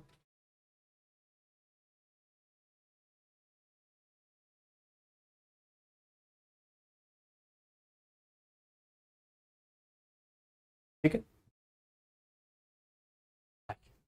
अगले क्वेश्चन की तरफ बढ़ते हैं। नंबर ऑफ एटम्स निकालने हैं बेटा 0.1 मोल। अच्छा अच्छा अच्छा, अभी अभी जैसे बिल्कुल जैसे पिछले वाले में किया। 1 मोल के अंदर मॉलिक्यूल कितने होते हैं सर? Molecule Avogadro number. तो 0.1 मोल के अंदर कितने होंगे? 0.1 इंटू एन। फिर ये तो मॉलिक्यूल्स आए हैं, हमें एटम निकालने हैं। लिखा तो है ट्राई एटॉमिक गैस। 1 मॉलिक्यूल के अंदर 3 एटम्स होंगे, 1 मॉलिक्यूल के अंदर 3 एटम्स होंगे। तो 0.1 Na के अंदर कितने होंगे? 3 into 0.1 into Na, 3 into 0.1। Na की वैल्यू 6 इंटू 10⁻23 रख दूं? हाँ सर चलेगा, ये से कैंसल आउट हो गया, 10⁻22 बच गया। 18 इंटू 10⁻22, 18 इंटू 10⁻22, ये लिखा हुआ है 18 इंटू 10⁻22। 1.8 इंटू 10⁻23, बात एक ही है, 18 इंटू 10⁻22। बढ़िया बढ़िया बढ़िया, बहुत सारे बच्चे जो हैं बहुत फोकस्ड होकर पढ़ रहे हैं यार। होना भी ये चाहिए भाई, लास्ट टाइम में तो कोई मटर गश्ती होनी भी नहीं चाहिए, विच शोज आपकी कमिटमेंट। और इसी का रिजल्ट आना है जी फाइनल में। अमाउंट ऑफ फॉस्फोरस बताइए 1.375 ग्राम ऑफ PCl3। फॉस्फोरस कितना है पहले मोल्स निकालूंगा, इसका मोलर मास होगा इसका 31, इसका 35.5 इंटू 3 106.5 और 30। अच्छा मोलर मास आ गया इसका 137.5। पहले moles mass by molar mass, sir 1/100 आ गया। क्या आपको पता है 1 मोल PCl3 के अंदर फॉस्फोरस कितना है सर? 31 ग्राम है ना, एक ही है ना। तो 1/100 के अंदर कितना होगा सर? 1/100 से मल्टीप्लाई कर देंगे। सर 0.31 ग्राम हो जाएगा। ऑप्शन कहाँ है 0.31 ग्राम? ये रहा option number, option number. Sir पिछले वाले क्वेश्चन में डी होगा, बच्चे बता रहे हैं डी होगा जी, डी होगा। मेरे ख्याल से तो बी ही होगा जी, मेरे ख्याल से तो बी ही होगा। क्या इसको ऐसे लिख सकते हैं? 10 से 10 से बेटा डिवाइड कर दो और 10 से ही मल्टीप्लाई कर दो, तो ये 1.8 इंटू 10⁻23 हो जाएगा। तो वही तो लिखा है हमने, है बेटा। थोड़े दिनों बस थोड़े दिनों की बात है, तुम लोगों ने डॉक्टर बनने वाले हो, ठीक है। तुम्हारा कुछ नहीं पता, अगर इस ऐसी कैलकुलेट, देखो सिली मिस्टेक हो जाए that is okay, that is okay, फिर वो कोई प्रॉब्लम नहीं है। देखो वो तो किसी से भी हो सकती है, वो आपसे भी हो सकती है, वो मुझसे भी हो सकती है। कभी कभी हमें 10 डिवाइड करना होता है, 10 मल्टीप्लाई कर, वो चलता है, ठीक है। फाइनल एग्जाम में मत करना, बस फाइनल एग्जाम में मत करना, ठीक है। बट हाँ, कॉन्सेप्चुअल गलती जो होने के चांसेस जो है वो बेयर मिनिमम होने चाहिए, वो बेयर मिनिमम होने चाहिए। अब आप डॉक्टर बनने वाले हो, थोड़े दिनों में पता चले कि जी डॉक्टर ने प्रिस्क्राइब करनी थी 10 मिलीग्राम की, है ना, कोई दवाई में प्रिस्क्राइब करनी थी और लिख दिया 10 ग्राम की गोली दे दो, है ना, तो बेटा ये तो खत्म, टाटा बाय बाय हो जाएगा, फिर नहीं होगा। नहीं होगा फिर ऐसे। छात्र बनना है, मेधावी छात्र नहीं बनना, ठीक है। रैंक लेके आना है, गवर्नमेंट मेडिकल कॉलेज में जाना है, दुनिया खत्म नहीं करनी, ठीक है। चलिए चलिए कोई बात नहीं, ठीक है, हो जाता कोई। 3.011 इंटू 10⁻22 एटम्स ऑफ एलिमेंट का मास इतना दे रखा है। ग्राम एटॉमिक मास पूछा हुआ है। जस्ट 2 क्वेश्चन पहले ही सेम कॉन्सेप्ट किया है। ये मेरे ख्याल से कहीं लिखा था मैंने, नहीं लिखा था, ये रहा Na मॉलिक्यूल्स का मास मोलर मास होता है ना, वो लिखा है। Na मॉलिक्यूल्स का मास मोलर मास होता है, वही वही यहां पर अप्लाई। क्वेश्चन तो देखो वही रहना। कितने एटम्स का मास आपसे दे रखा है, आपसे ग्राम एटॉमिक मास या मोलर मास आपसे पूछा हुआ है। तो देखो कितने एटम्स का मास जो है वो 1.15 दे रखा है। एक एटम का कितना होगा, डिवाइड कर देंगे। पर हमें Na एटम्स का निकालना है सर, 6.022 इंटू 10⁻23, उससे मल्टीप्लाई कर देंगे, उसमें कौन सी बड़ी बात है।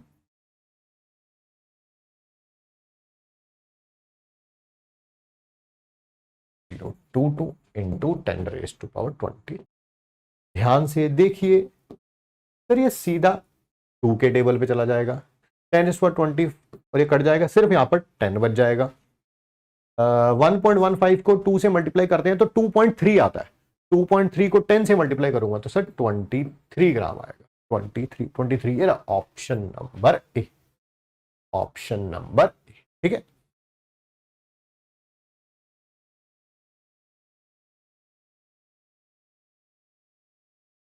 Next, mass of one atom, एक एटम का मास दे रखा है, ठीक है। फिर वही आपसे नंबर ऑफ मोल्स पूछे हुए हैं। फिर नंबर ऑफ मोल्स निकालने का फॉर्मूला पता क्या होता है? नंबर ऑफ मोल्स निकालने का formula mass by gram atomic mass. Gram atomic mass दे ही नहीं रखा, अरे अभी भी जस्ट पिछले पेज पे किया है। Na एटम्स का मास उसका ग्राम एटॉमिक मास होगा। एक एटम का मास इतना है,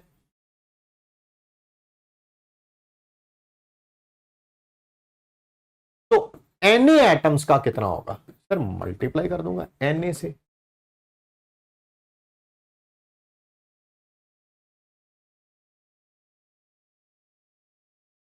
देखो सर मल्टीप्लीकेशन इतनी बड़ी कैसे होगी, अरे यार इतना दिमाग थोड़ा लगाते हैं यार। इसको देख 6 मान ले, मान लिया सर, और इसको 6.6 ही रहने दे, कोई बात नहीं। हाँ सर इसको 6.6 से मल्टीप्लाई करना है, मुश्किल है, अरे यार तो 66/10 कर लेना। अब हो गया, हाँ 396/10, 39.6, यानी कि अप्रोक्सीमेटली 40 होगा ये, अप्रोक्सीमेटली 40 होगा। अब निकाल लो मोल्स, अब निकाल लो moles, mass by molar mass. Mass gram में रखना है सर, 1000 से मल्टीप्लाई कर दो, नीचे मोलर मास कितना आ जाएगा सर, 1000 आ जाएगा, 1000 ये रहा 10⁻3, 10⁻3, ठीक है जी। अनंता, तान्या जी हैं, संत, डॉक्टर इमरान, बढ़िया जी, बढ़िया बढ़िया, लगे रहिए। नेक्स्ट क्वेश्चन आप करिए।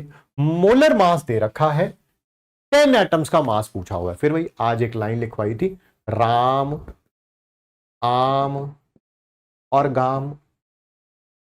गाम दे रखा है कितना, 1 ग्राम। आपसे ये कितना हो जाएगा सर, ये 10, और ये कितना हो जाएगा, नहीं सॉरी बट 10 क्यों लिख दिया मैंने, गलती से लिख दिया, ये हो जाएगा ए, और ये हो जाएगा AAMU। आपसे 10 एटम्स का मास पूछा हुआ है, 10 एटम का। अरे एक एटम का मास AAMU हो गया, एक एटम का।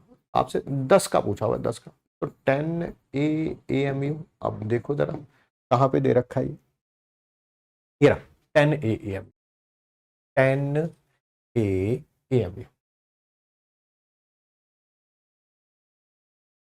AMU में पूछा हुआ बेटा,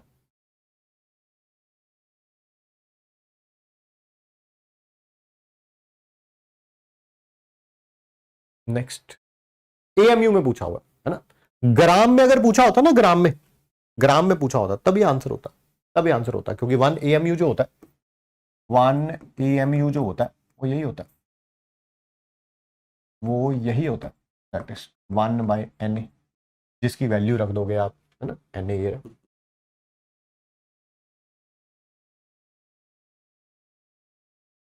चलिए, जब 10 ml प्रोपेन का कंबशन किया जाएगा, कितनी CO2 निकलेगी? क्या आपको पता है?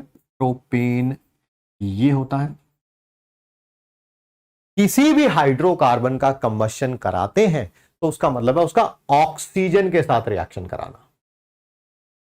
किसी भी हाइड्रोकार्बन का कंबशन कराते हैं तो हमेशा कार्बन डाइऑक्साइड और वाटर तो निकलते ही हैं।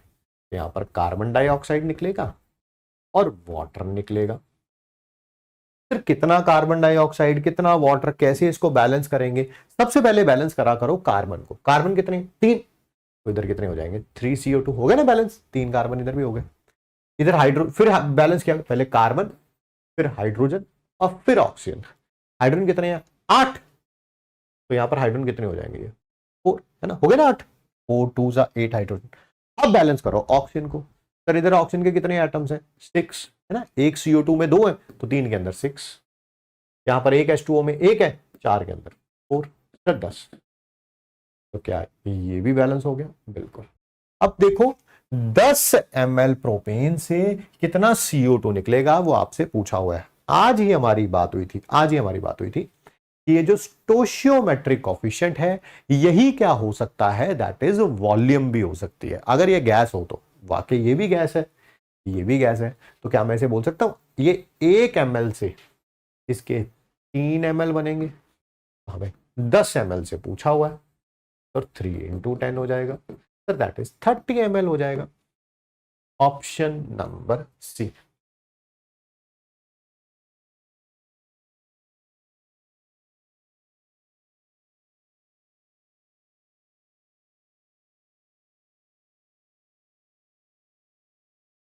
आइए आगे बढ़ते हैं।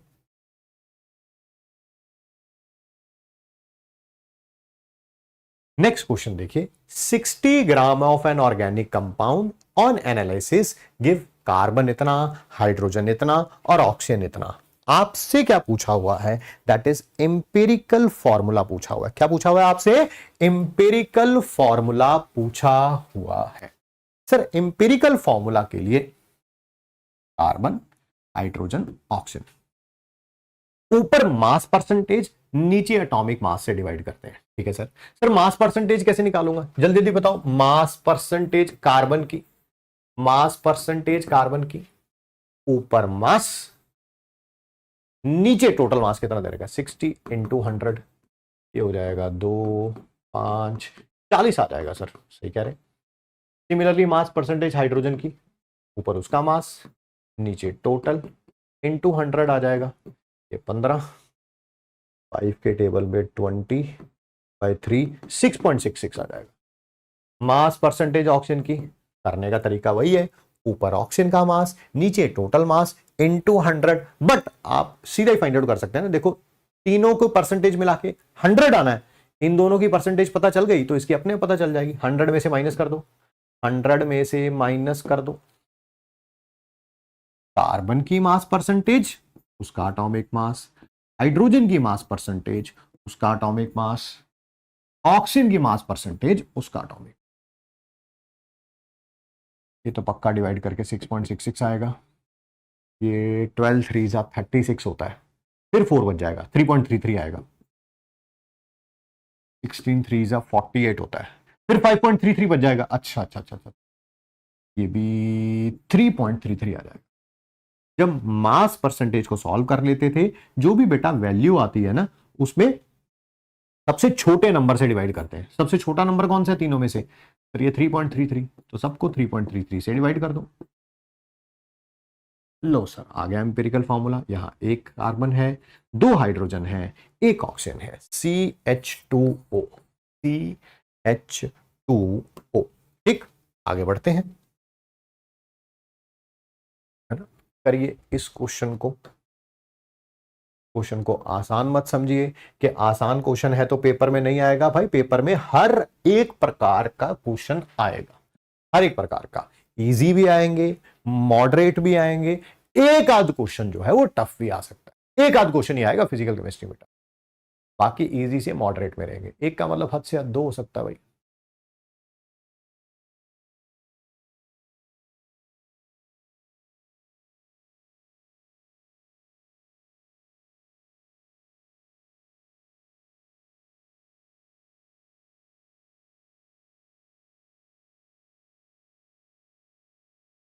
जल्दी से इसका आंसर बताइए क्वेश्चन नंबर 18 का।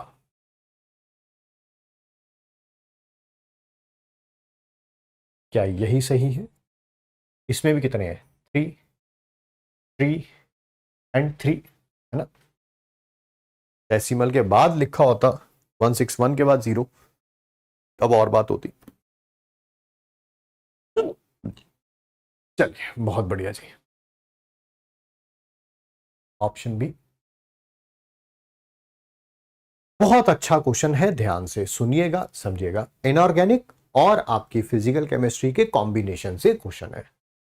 Amount of KClO3 needed to supply sufficient oxygen, अच्छा, for burning 112 litre of CO gas at NTP। Okay okay, कितना KClO3 चाहिए? KClO3 को अगर हीट करते हैं ना, MnO2 की प्रेजेंस में, इनऑर्गेनिक में पढ़ा होगा आपने, एक तो KCl बनता है और साथ में O2 बनता है। बैलेंस करूंगा तो लो बैलेंस हो। कितना KClO3 चाहिए अगर हमें इतने litre of oxygen carbon monoxide को बर्न करना है? Burn burn burn, carbon monoxide burn होता है तो बेटा कार्बन डाइऑक्साइड बनाता है, कार्बन डाइऑक्साइड। इसका 1 लीटर बर्न होता है तो इसका ½ लीटर बर्न होता है। इसके कितने करने हैं? 112 लीटर। ये कितना चाहिए होगा? 112 से मल्टीप्लाई कर दूंगा हाफ को, फिर 56 लीटर, 56 लीटर चाहिए। ठीक है ठीक है ठीक है, ये दे रखा है, ये फाइंड आउट करना है। सर करने का तरीका आपने सेम बताया ही था, जो भी दे रखा हो पहले उसके मोल्स, 56 डिवाइडेड बाई 22.4। सर फिर जो भी फाइंड आउट करना था आपको, मोल्स फाइंड आउट करने हैं किसके? KClO3 के। ऊपर किसका स्टोशियोमेट्रिक कॉफिशिएंट आएगा? सर ऊपर स्टोशियोमेट्रिक कॉफिशिएंट आएगा इसका 3/2, डिवाइडेड बाय इसका stoichiometric coefficient that is 1, and जितने भी मोल्स हैं, जितने भी मोल्स हैं।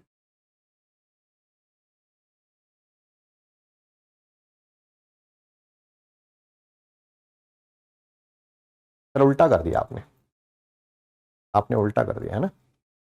3/2 से 1 बनता था तो 1 से कितना बनेगा? हाँ, यहां 2 आएगा, ये 3 आएगा। चलिए अब सॉल्व करिए इसको, करिए 11.2 पे। पी के टेबल पे 56 जाएगा, नहीं जाएगा सर, 54 होता तब जाता। बट सर हमें तो मास निकालना है, मास, तो उसके मोलर मास से मल्टीप्लाई कर दो। मोलर मास आपको क्वेश्चन में गिवन होगा, आपको टेंशन लेने की जरूरत नहीं है। इसका 39 होता है, इसका 35.5 होता है, इसका 48 होता है। 39 और 35.5 और 48, तो 74.5 में 48 ऐड करना, 122.5, 122.5। तो जितना भी आया था ये 56/3 इंटू 11.2 इंटू 122.5। सर कैलकुलेशन काफी कॉम्प्लिकेटेड लग रही है, आसान कर दीजिए। अरे यार इसमें कौन सी बड़ी बात, देखना यार, अगर इसको 11 मान ले और इसको 122 मान ले, पॉइंट है ना, पॉइंट के बाद वाली वैल्यू भूल जा, सीधा 11 पे जाएगा। 56 को 11 से कर, 56 को 11 से करेगा, कितना आएगा, 616 आएगा सर। सही किया, हाँ सही किया। 616 को 3 से डिवाइड कर दे, 200 कुछ करके आएगा, 200 कुछ करके, यानी कि आंसर ये है option number B, option number B.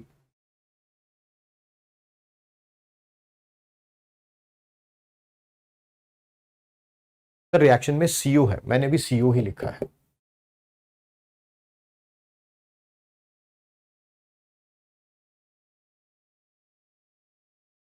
मैं आपसे बार बार बोल रहा हूं, कभी भी इनके बारे में टेंशन नहीं लेनी, ये क्वेश्चन में आपको हमेशा गिवन होंगे, you have nothing to worry about. ठीक है, आपको इसके बारे में घबराने की जरूरत नहीं है। ठीक है, आइए बढ़ते हैं।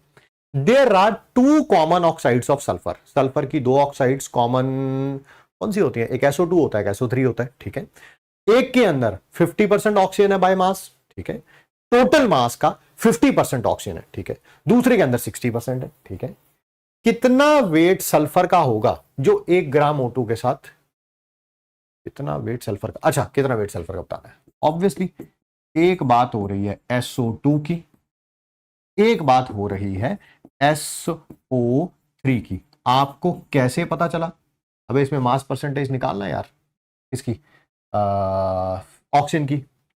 ऑक्सीजन का मास यहां पर 32 है, टोटल मास 64 है, 50% आ रहा है, बहुत सही। सिमिलरली यहां पर भी मास परसेंटेज निकाल के देखो ऑक्सीजन की, ऊपर ऑक्सीजन का मास, नीचे SO3 का मास, इंटू 100 60% आएगा। इन्हीं दोनों के बारे में बात हो रही है। आपसे पूछा क्या हुआ है, इसका मास निकालना है, इसका मास दे रखा है सर, फिर वही करने का तरीका सेम ही रहेगा, इसके मोल्स आपको फाइंड आउट करने हैं।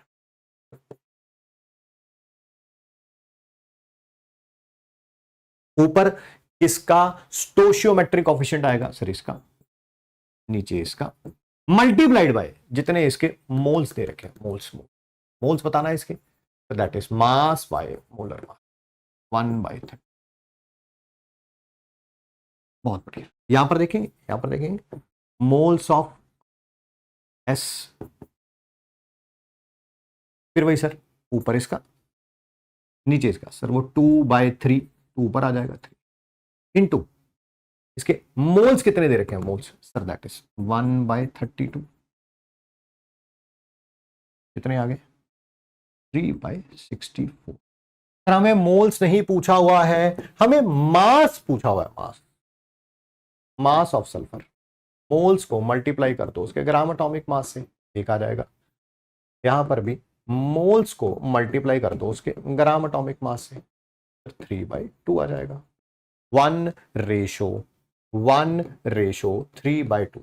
सर इनको इंटीजर में कन्वर्ट करना है तो 2 से मल्टीप्लाई कर दो, क्या ये 2:3 हो जाएगा, क्या ये 2:3 हो जाएगा।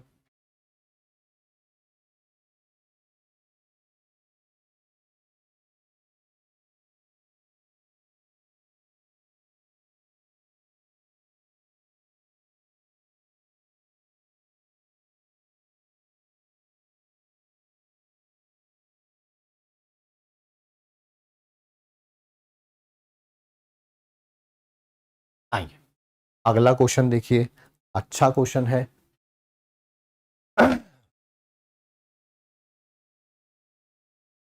क्लास में, घर पे बैठ के या लाइब्रेरी में बैठ के क्लास ले रहे हैं, चेयर पे बैठे हुए हैं, शायद कोई फैन वगैरह भी चल रहा होगा, कोई धूप नहीं है, पक्की तरह का कंफर्ट में है, हो सकता है कहीं सोफे पे या बेड पे बैठ के भी क्लास ले रहे हो, विच इज़ एब्सोल्युटली रॉन्ग। बैठा है तो आपको चेयर के ऊपर चाहिए, स्टडी टेबल के ऊपर चाहिए।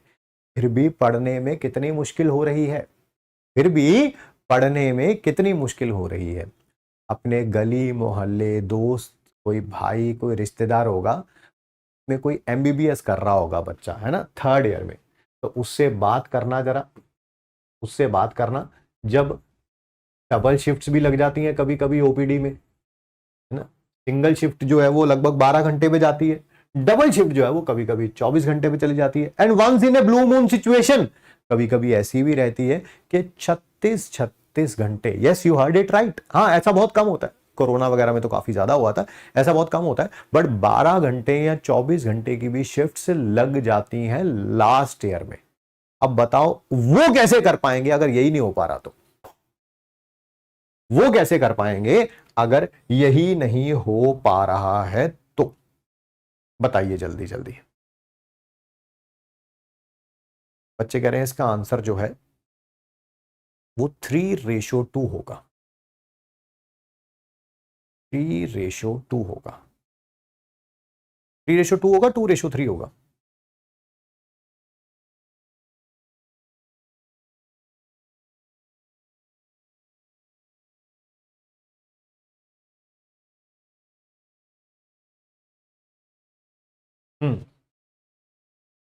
यहां कोई गड़बड़ करिए शायद,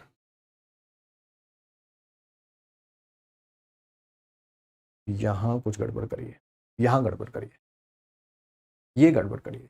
मैं बता देता हूं कैसे।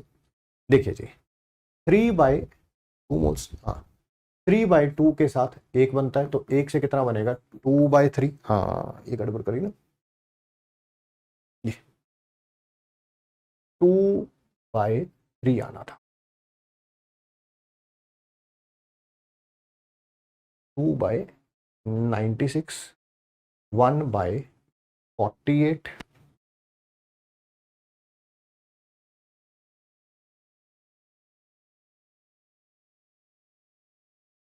96 into 32, 2/3। अब ठीक है बेटा, 1:2/3, दोनों को 3 से मल्टीप्लाई कर देंगे तो 3:2 आ जाएगा। ठीक है बेटा, यहां पर गड़बड़ कर दी थी, 3/2 की जगह 2/3 कर दिया था। चलिए अगला क्वेश्चन देखिए, आराम से करिए।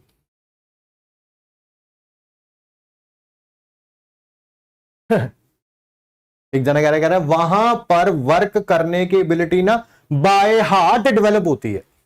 भगवान करे, भगवान करे, मेरी तहे दिल से इच्छा है कि आपका सिलेक्शन एमबीबीएस में हो, आप उस कॉलेज में जाएं, और फिर मुझे जो है, मैंने नाम पढ़ लिया आपका, मैं आपका नाम याद रखूंगा, फिर मुझे बताइएगा वहां पर बाय हार्ट कैसे आएगी और यहां पर बाय हार्ट कैसे नहीं आ रही है ना।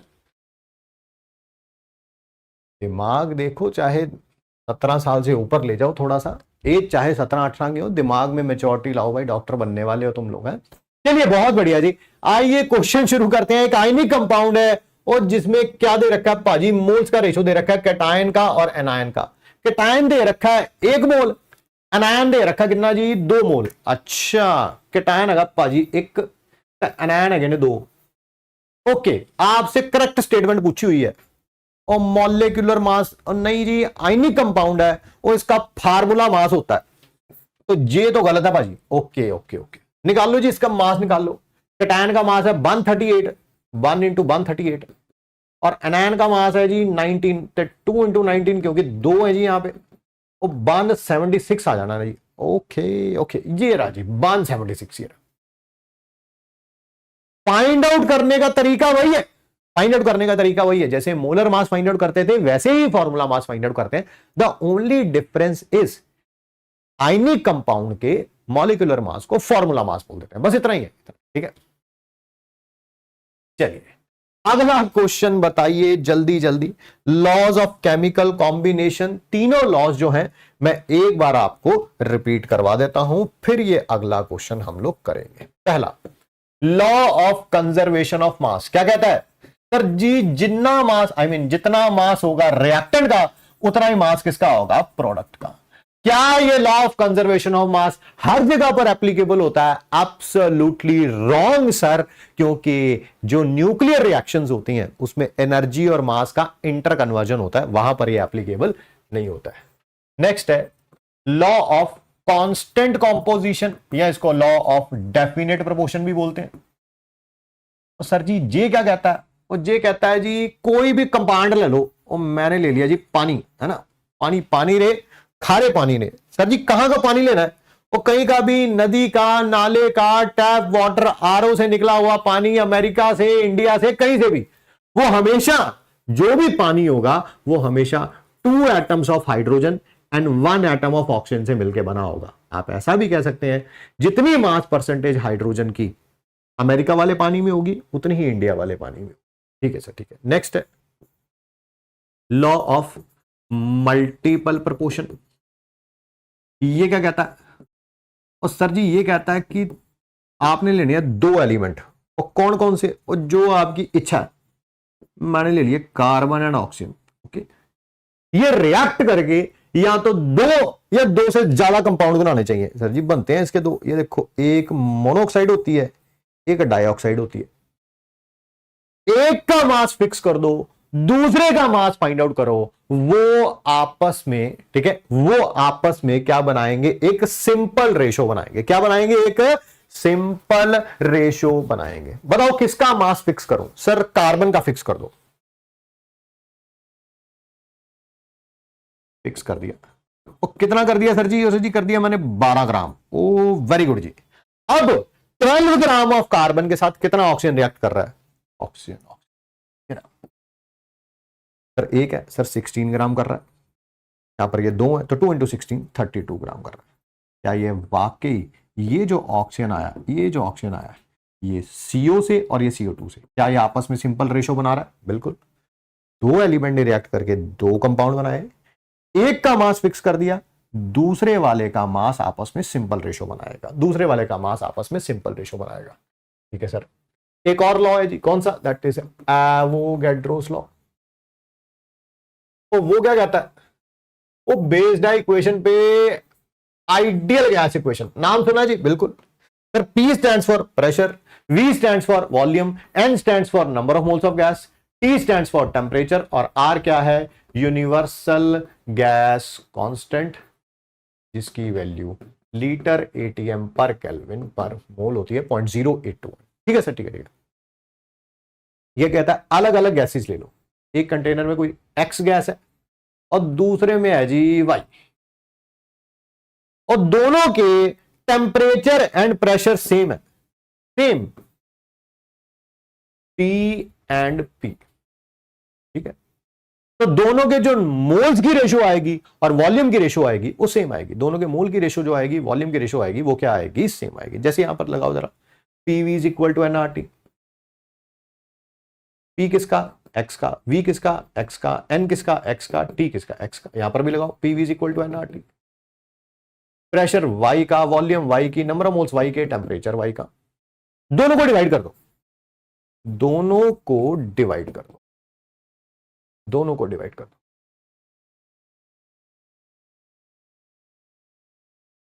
X X X X Y Y Y Y। क्या प्रेशर कैंसल आउट हो जाएगा? हाँ, क्योंकि सेम है। Number of temperature cancel out हो जाएगा? यस सेम है। R कैंसल आउट हो जाएगा? यस सेम है। तो जो वॉल्यूम की रेशो आई है वही नंबर ऑफ मोल्स की रेशो है। बिल्कुल सही है sir. And the last law is that is Gay-Lussac's law of combining volume.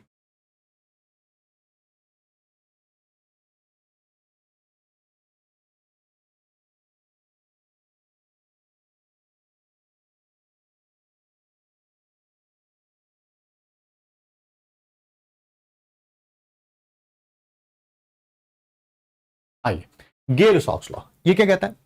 अगर रिएक्टेंट भी बेटा गैस है और प्रोडक्ट भी गैस है,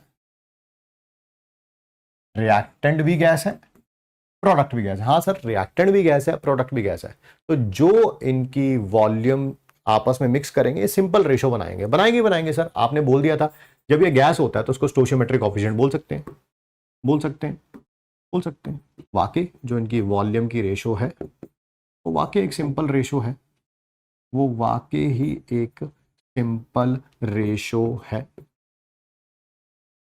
1 लीटर, इसके 1 लीटर के साथ कंबाइन करके इसके 2 लीटर बना रहा है जी। बहुत सिंपल है सर, 1:1। सारे गैसियस लॉ भी हम लोगों ने कर लिए हैं।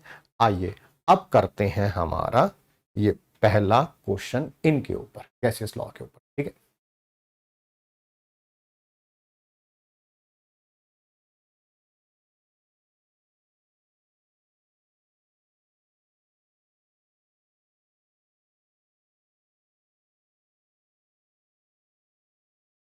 टू सब्सटेंसेस 1 and 2, ठीक है, of carbon and oxygen have respectively. अच्छा, पहला कोई कार्बन का सब और ऑक्सीजन का सब्सटेंस है, कोई दूसरा है। इसमें परसेंटेज कितनी दे रखी है बाप बेटा? ऑक्सीजन की कितनी दे रखी है? 72.73, और इसमें दे रखी है 57.14। तो ये कौन सा लॉ फॉलो कर रहे हैं? क्या आप law of conservation of mass follow कर रहे हैं? Sir, law of conservation of मास में रिएक्टेंट और प्रोडक्ट के बारे में बात होती है, यहां पर 2 अलग अलग कंपाउंड के बारे में बात हो रही है, ये नहीं हो सकता। Sir, law of definite proportion नहीं हो सकता। मैंने कहा क्यों? Sir, law of definite proportion में एक ही कंपाउंड बनता था, उसमें मास परसेंटेज सेम होती थी। अगर ये भी 57.14 होती, ये भी 57.14 होती, तो मैं कहता कि लॉ ऑफ डेफिनेट प्रोपोर्शन के बारे में बात हो रही है। लॉ ऑफ रेसिप्रोकल प्रोपोर्शन तो अब है ही नहीं हमारे सिलेबस में, यही होगा sir, law of multiple proportion. एक का मास फिक्स कर लो, दूसरे का जो मास आएगा वो सिंपल रेशो बनाएगा। यहां पर भी वही बात हो रही है, दोनों में अलग अलग रेशो दे रखी है।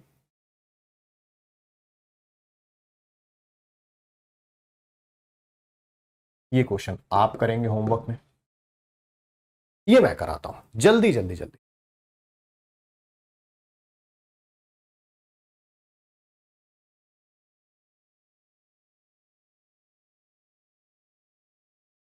In which of the following pairs do 1 gram of each have an equal number of molecule? अच्छा, आपसे बोला गया दे तो सबके 1 ग्राम रख रहे हैं, बट दो सबके मॉलिक्यूल क्या है? सेम। भाई पहले तो मोल्स निकाल लो, क्वेश्चन कुछ भी हो। देखो, सबसे पहला तरीका यही है मोल्स फाइंड आउट करने का। मोल्स कैसे फाइंड आउट करूंगा सर? मास बाय मोलर मास, इसका 28, इसका 16, 44, और इसके कितने हो जाएंगे? CO के 28, 1/28।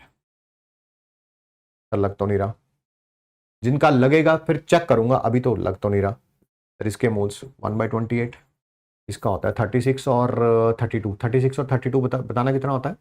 तो 68। लग तो नहीं रहा सर। मोल्स 1/28, मोलर मास 28 है सर। मोल्स सेम आए हैं, शायद मॉलिक्यूल भी सेम आए, शायद मॉलिक्यूल भी सेम आए। आओ चेक करके देख लेते हैं। एक मोल के अंदर Na मॉलिक्यूल्स, तो 1/28 के अंदर कितने होंगे? 1/28 इंटू Na।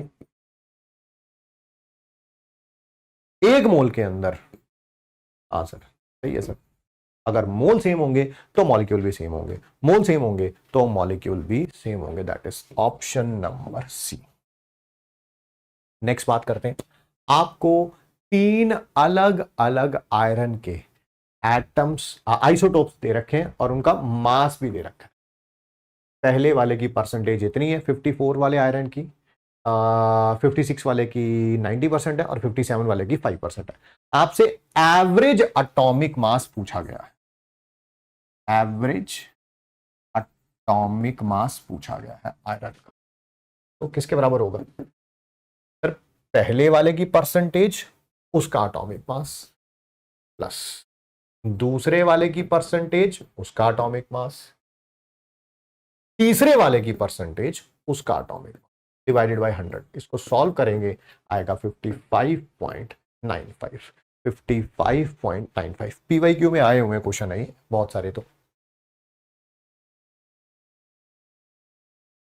सचिन है, गुरप्रीत सिंह है, लोकप्रिया, नशीम, पूजा, विशु, केशा, जिशान, बढ़िया जी, बढ़िया बढ़िया बढ़िया है ना। कितने मोल्स इलेक्ट्रॉन के कितने क्या बनाएंगे, मास कितना बनाएंगे, दैट इज 1 किलोग्राम। कितने मोल्स, ये आप करेंगे जी होमवर्क में, है ना, कुछ एक दो क्वेश्चन आप भी तो करेंगे। कितने नंबर ऑफ इलेक्ट्रॉन्स होंगे 1 मोल ऑफ पेरोक्साइड आयन में, बेटा पेरोक्साइड आयन ये होती है। मुझे एक O22 नेगेटिव में नंबर ऑफ इलेक्ट्रॉन बता दो, नंबर ऑफ इलेक्ट्रॉन। एक O के अंदर होते हैं 8, 2 के अंदर कितने हो जाएंगे सर 16। बट सर इसने 2 इलेक्ट्रॉन गेन भी तो कर रखे हैं, अच्छा 18 हो गए। फिर अगर एक के अंदर 18 है तो एक मोल के अंदर कितने होंगे सर 18 इंटू एन, है ना, एक मोल के अंदर एन ही तो होते, फिर 18 एन। एक आयन के अंदर 18 है तो एक एन आयन के अंदर कितने होंगे, ठीक है।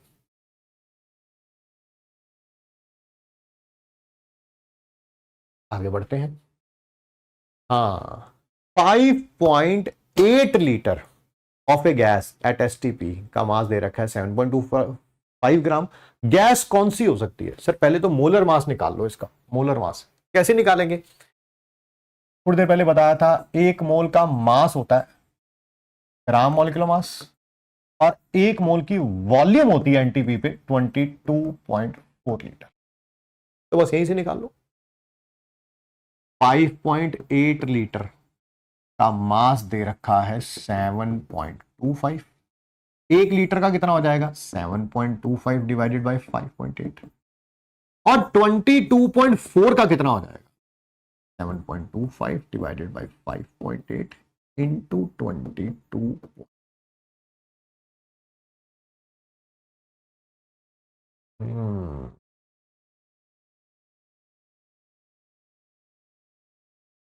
अगर ये 5.6 होता, अगर ये 5.6 होता और ऊपर ये 22.4 होता, क्या ये 4 आ जाता सर? फिर 7.25 को 4 से मल्टीप्लाई करते हैं तो कितना आ जाता सर, 29 के आसपास आ जाता, 29 के आसपास, 29 के आसपास, 29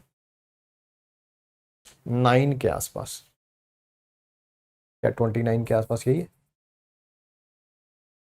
सर, क्योंकि ये 5.6 नहीं है 5.8 है, डिनोमिनेटर बड़ा है तो 29 से थोड़ा कम हो जाएगा, 29 से थोड़ा कम यही होगा 28 ग्राम।